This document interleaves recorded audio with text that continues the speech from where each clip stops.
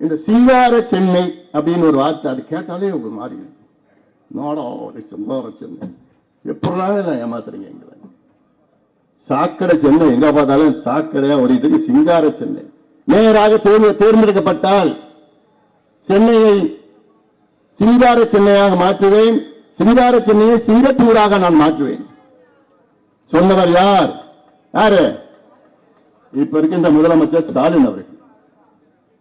எப்ப சொன்னாரு? 30 ஆண்டுகளுக்கு முன்பு சொன்னார். நேரா நீங்க தேர்வு பண்ணீங்க, பேர் வச்சாரு சிங்கார சென்னைன்னு. சிங்கப்பூரா மாறிடுச்சா? சிங்கப்பூரா மாறிடுச்சா? கஞ்சாபூரா மாறிடுச்சு. சிங்கப்பூர் கிடையாது, கஞ்சாப்பூர்.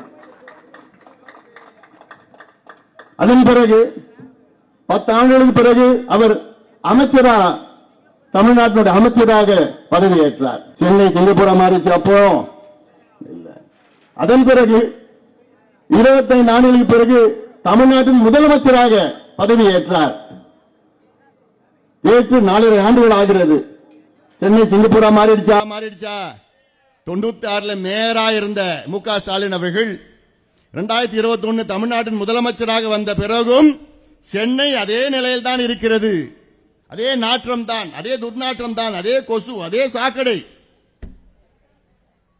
ஆனால் திமுக, அவர் குடும்பம், அவர் அமைச்சர்கள் எல்லாம் ஓஹோ ஓஹோன்னு இருக்கிறாங்க.